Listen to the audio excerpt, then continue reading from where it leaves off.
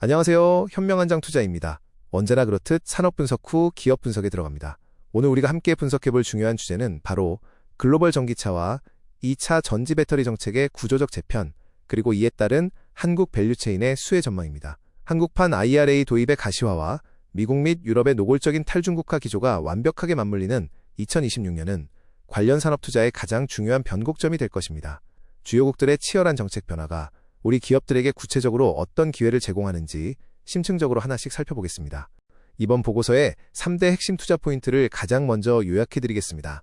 첫 번째로 미국과 유럽이 명시적이고 노골적인 탈중국화 정책을 펼치면서 중국 기업들의 점유율 확장에 매우 명확한 상한선이 생겼다는 점입니다.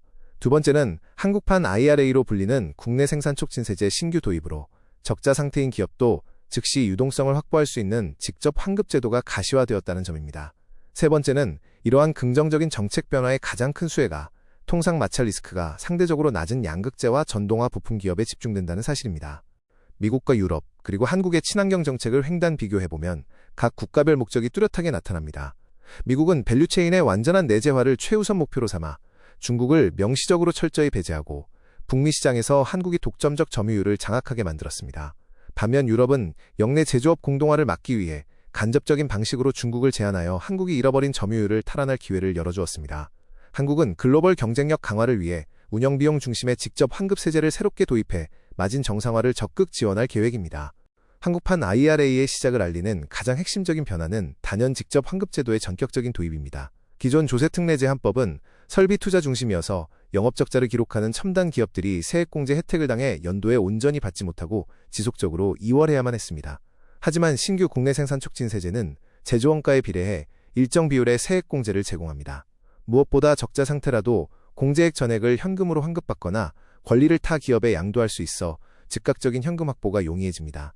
현재 이 법안과 관련하여 가장 뜨거운 핵심 쟁점은 수출 물량에 대한 세액공제 인정 여부입니다. 수출 물량 전체에 보조금을 지급하면 자칫 통상 마찰 보복의 우려가 제기되고 반대로 내수 시장에만 한정하면 실효성이 완전히 떨어지기 때문입니다. 이에 대한 여야의 가장 합리적인 타협점은 완성차 같은 최종재가 아닌 중간재인 소재와 부품 전량을 모두 인정해주는 방향이 될 전망입니다. 미국과 유럽은 자체적인 업스트림 공급망이 미성숙하여 중간재에 대한 반덤핑 보복 리스크가 현저히 낮기 때문입니다. 이러한 세액공제가 현실화될 경우 양극재와 부품사들의 이익률 마진은 가히 폭발적으로 개선될 전망입니다. 대표적으로 LNF를 시뮬레이션 해보면 국내 출하량을 바탕으로 연간 약 2,730억 원에 달하는 막대한 현금 유입이 기대되며 기존 대비 영업이익률이 약 9.9%포인트 수직 상승할 수 있습니다. 현대모비스 역시 전동화 사업의 절반 이상을 생산하는 국내 부문이 직접적인 수혜 대상이 되어 즉각적으로 영업이익률을 1%포인트 개선할 수 있는 강력한 정책적 레버리지를 갖추고 있습니다. 이제 분위기를 유럽 시장으로 넘겨보겠습니다. 과거 친환경 전환에만 맹목적으로 집중했던 유럽 시장은 사실상 방어벽이 부재한 중국 기업들의 동무되었습니다. 하지만 기존 환경 규제만으로는 역내 산업 기반 훼손을 결코 막을 수 없다는 위기감이 확산되면서 탄소 중립산업법 등 노골적인 견제 입법을 시작했습니다. 이제는 단순한 친환경을 넘어 어디서 만든 제품을 쓸 것인가가 핵심 질문이 되었습니다. 다행히 한국과 같은 자유무역협정 체결국은 원산지 규정에서 유럽산과 동등한 취급을 받게 되어 새로운 돌파구가 열렸습니다. 이번 유럽 규제의 가장 치명적인 핵심은 바로 중국 배터리 기업의 성장을 원천적으로 막는 강력한 천장을 씌웠다는 점입니다. 외국인 직접 투자 통제 규제를 통해 중국 자본의 무분별한 투자를 막고 유럽 내 중국 기업의 점유율 상단이 193기가와트시로 영구 고정되었습니다. 경영권 지분을 포기하거나 역내 50% 고용 의무화 등 수익성 훼손을 강제받기 때문에 사실상 신규 증설이 불가능해졌습니다. 우회 국가를 통한 진입 시도 역시 탄소세 페널티와 원가 상승 문제로 완벽히 차단된 상황입니다. 유럽 시장에서 한국과 중국의 점유율이 완전히 역전되는 골든 타임라인은 2027년에서 2029년 사이로 분석됩니다. 당장 2027년부터 영국 수출 관세 유예가 종료되어 현지 생산 부품 탑재가 강제되면서 양극재 채택 요인이 크게 증가합니다. 2028년에는 정부 조달 에너지 저장 장치 시스템의 유럽산 의무화가 1단계로 적용됩니다. 이어 2029년에는 전기차 보조금 수출을 위해 양극재와 셀을 포함한 핵심 부품 5개에 대해 유럽산 조달이 전면 강제되며 본격적인 역전이 시작될 것입니다. 중국의 추가적인 증설이 법적으로 막힌 상황에서 우리 기업들이 잃어버린 점유율을 회복하는 구조적 반등 공식은 아주 명확하게 나타납니다. 2029년 유럽의 전체 전기차 배터리셀 수요는 374기가와트시로 폭발적으로 팽창하지만 중국의 증설한계치는 193기가와트시에 불과합니다. 이렇게 발생하는 엄청난 물량의 수요 쇼티지를 결국 한국 밸류체인 기업들이 고스란히 흡수하게 될 것입니다. 산술적으로만 계산해보아도 2029년 한국 기업들의 점유율은 최소 48%를 무난히 달성할 것으로 긍정적인 전망을 해볼 수 있습니다. 반면 미국의 공급망 견제 방식은 유럽보다 한층 더 맹목적이고 직접적인 타격을 가하는 형태입니다. 유럽이 점유율 제한 중심의 간접적 견제에 머무른다면 미국은 자본 섞임과 밸류체인 우회 자체를 핀셋처럼 뽑아내는 노골적인 배제 전략을 사용합니다. 우려 집단의 지분 25% 이상, 완전 금지는 물론 이사회 구성원을 통한 간접 지배 차단, 기술 라이선스를 통한 우회 조달 통제, 나아가 차입과 배당까지 매우 섬세하고 엄격하게 규제하고 있습니다. 이로 인해 중국 자본이 북미 시장에 진입할 확률은 사실상 0%입니다. 가장 강력한 경쟁자가 완벽하게 차단된 거대한 미국 시장은 이제 한국 배터리 밸류체인의 압도적 독주 무대가 되었습니다. 2020년만 해도 일본 기업들이 시장의 83%를 주도하며 북미 시장을 선점했었고 당시 한국의 점유율은 11%에 불과했습니다. 하지만 강력한 규제로 중국 진입이 막히고 경쟁국들의 증설이 부재한 사이 폭발적으로 팽창하는 미국의 2025년 배터리 수요를 선제적 투자를 단행했던 한국 3사가 온전히 흡수하며 69%의 독점적 점유율을 장악하게 되었습니다. 물론 현재 북미 전기차 시장이 캐즘이라는 수요 둔화 국면을 맞이했지만 우리 기업들은 특유의 유연한 듀얼 전략으로 위기를 슬기롭게 돌파하고 있습니다. 완성차 업체들은 전기차 수요 지연의 충격을 마진율이 높은 하이브리드 판매 호조로 방어하며 전사통합 수익성을 견고하게 유지 중입니다. 동시에 배터리 제조사들은 북미 현지에 구축해둔 전기차용 배터리 라인을 에너지 저장 장치 전력망 라인으로 즉각 전환하여 공장 가동률 하락을 적극 방어하고 생산 보조금 수취 규모까지 극대화하는 탁월한 유연성을 보여줍니다. 미국 내 인공지능 연산 수요가 폭증하며 데이터 센터 전력난이 극심해지자 거대한 에너지 저장 장치 신규 시장이 활짝 열리고 있습니다.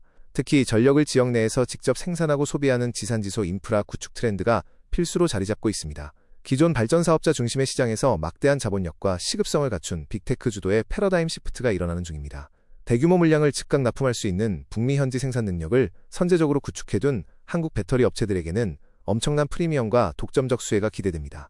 지금까지 살펴본 내용을 종합해보면 2026년은 주요국들의 강력한 친환경 정책이 우리 기업들의 실제 폭발적인 실적으로 치환되는 원년이 될 것입니다. 미국의 철저한 차단 정책, 유럽의 규제 조기 발효, 그리고 한국의 생산 촉진 세제 전격 도입이 맞물리는 완벽한 교차점입니다. 서방의 대중국 방어벽이 높아질수록 한국은 가장 확실하고 유일한 대안으로 더욱 굳건히 자리매김하게 됩니다. 지난 2년간의 캐즘과 불확실성을 지나 역전된 시장 점유율이 어닝 폭발로 완벽히 입증되는 진정한 턴어라운드 시점이 도래했습니다. 자, 그럼 지금부터는 본격적인 기업 분석에 들어가겠습니다. 이러한 구조적 재편 속에서 정책 수혜가 가장 확실시되는 최선호주 4개사를 핵심 대시보드로 요약했습니다. LNF는 한국판 IRA의 최대 수혜 기업이며 에코프로비엠은 유럽 정책 수혜의 일픽으로 꼽힙니다. 자동차 부품사 중에서는 현대모비스가 전동화 부품 마진의 턴어라운드 기대감이 높고 마지막으로 HL만도는 자율주행과 로봇 신사업 가치 부각으로 매력적인 상승 여력을 보여주고 있어 집중 조명이 필요합니다. 첫 번째 최선호주 LNF는 실적 개선과 정책 모멘텀 양쪽에서 가장 든든한 잠재력을 자랑합니다. 국내에 100% 생산 능력을 집중 보유하고 있어 한국판 IRA 보조금 제도가 시행될 경우 2026년 총 환급 기대액만 약 2,730억 원에 달하는 국내 최대 수혜가 예상됩니다. 기존에 아쉬웠던 마이너스 영업이익률이 단숨에 최대 14.7%까지 폭발적으로 턴어라운드 할 수 있습니다. 또한 최근 1.6조 원 규모의 리튬 산철 대규모 공급 계약까지 확정 지으며 중장기적인 실적 가시성까지 완벽하게 확보해둔 상태입니다. 두 번째 에코프로비엠은 글로벌 정책 모멘텀이 교차하는 가장 완벽한 지점에 위치해 있습니다. 우선 한국 내 막대한 출하량을 바탕으로 연간 약 2,258억 원의 환급액이 시뮬레이션 되며 강력한 마진 개선 효과가 확실시됩니다. 가장 중요한 점은 2026년 2분기부터 조기 가동되는 헝가리 거점 공장을 통해 2027년 발효될 유럽의 강화된 원산지 규정 요건에 매우 선제적으로 대응할 수 있다는 사실입니다. 이를 발판으로 유럽 완성차 업체들의 중국 대체 최우선 벤더로 확고히 부상할 수 있는 강력한 듀얼 엔진 작전을 구사하고 있습니다. 세 번째 현대모비스는 전동화 부품 마진의 강력한 구조적 레버리지가 폭발할 준비를 마쳤습니다. 전동화 사업 매출의 60% 이상을 차지하는 국내 생산 시스템이 세액공제 대상이 되며 도입 즉시 연간 영업이익률의 즉각적인 개선이 가능해집니다. 현대기아차 중심의 압도적인 내수 공급 비중 덕분에 골치 아픈 해외 반덤핑 보복 리스크에서도 완벽히 자유로운 안전지대입니다. 여기에 보스턴 다이나믹스양 로봇 부품의 단독 공급을 확정 지으며 새로운 캐시카우가 될 신사업 파이프라인 모멘텀까지 견고하게 확보했습니다. 마지막 HL만두는 우려했던 중국 시장의 부진을 북미와 인도 시장에서의 견조한 매출 성장이 완벽하게 상쇄하며 성공적인 지역 믹스 개선을 이뤄냈습니다. 수익성 방어와 더불어 현재 주가 밸류에이션 밴드를 살펴보면 역사적 저평가 구간에 진입해 있어 신규 투자 진입 매력이 그 어느 때보다 높습니다. 2026년 1분기부터는 영업이익이 시장 컨센서스에 부합할 것으로 예상되며 이러한 탄탄한 캐시카우를 바탕으로 자율주행과 로봇 신사업의 잠재 가치가 재부각될 턴어라운드를 대기하고 있습니다. 이상 현명한장 투자였습니다.